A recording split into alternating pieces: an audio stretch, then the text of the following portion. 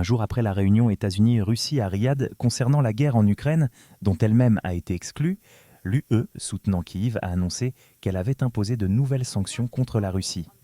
Les sanctions du bloc seront élargies pour couvrir les importations d'aluminium et des dizaines d'autres navires Fatium qui exportent secrètement du pétrole russe sous un plafond de prix fixé par les alliés occidentaux.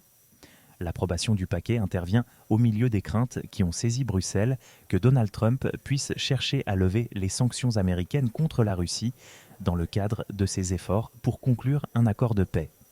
Le nouveau paquet, le 16e depuis l'invasion à grande échelle en 2022, comprend une interdiction des importations d'aluminium russe dans l'UE, pour lesquelles les responsables de l'UE ont déclaré qu'elles généraient des revenus considérables pour la Russie, rapporte The Guardian. La haute représentante de l'UE, Kaja Kallas, a écrit sur X en déclarant qu'avec ces sanctions, il ferme les portes arrière à la Russie pour les importations et les exportations et a ajouté que le Kremlin ne peut pas toucher à la détermination de l'Union. J'accueille l'accord sur notre 16e paquet de sanctions.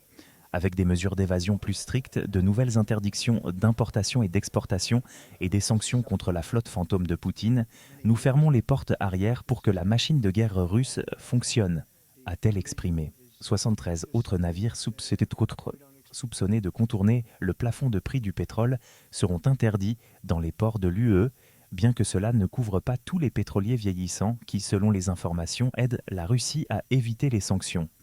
Au total, 48 personnes et 35 entités font face à des gels d'avoirs et à des interdictions de voyage, bien que leur nom n'ait pas été divulgué.